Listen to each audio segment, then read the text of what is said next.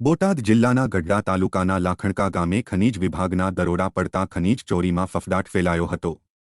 ગઢડા તાલુકાના લાખણકા ગામે નદીના પટમાં ખનીજ ચોરી ચાલતી હોવાના પગલે રેડ કરવામાં આવી હતી। ખનીજ વિભાગના દરોડા દરમિયાન 2 ટ્રેક્ટરો અને 1 ડમ્પર ઝડપી લીધા હતા। ખનીજ વિભાગે લાખો રૂપિયાનો મુદ્દામાલ જપ્ત કરી કુલ 6 શખ્સો વિરુદ્ધ કરી કાર્યવાહી હાથ ધરી હતી।